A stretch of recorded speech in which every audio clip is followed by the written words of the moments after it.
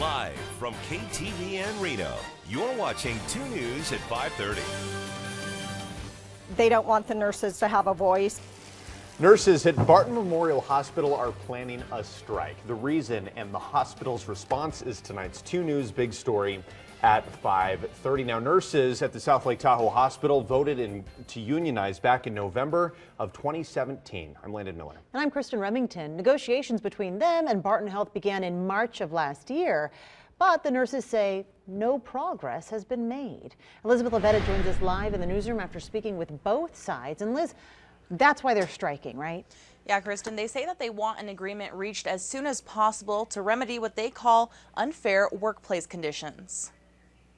Nurses at Barton over quite a number of years have been working in an environment of fear, really, and intimidation, and feeling like we haven't been able to speak up for our patients.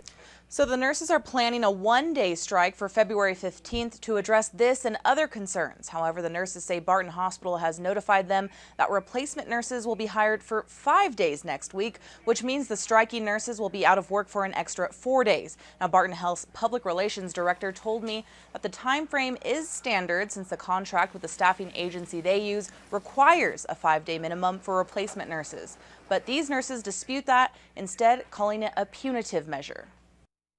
Nurses are paid hourly, so when we're not at work, we do not receive any compensation. So it's really a hardship for the nurses and their families. Now, in a statement to 2 News today, a spokesperson for Barton Health said they're disappointed with the nurses' intent to strike, adding, quote, "We are in active negotiations with the union and have been meeting regularly since March of 2018. We've made progress with 26 tentative agreements and have yet to discuss wages and benefits. We're hopeful negotiations can continue as nobody wins in a strike," end quote.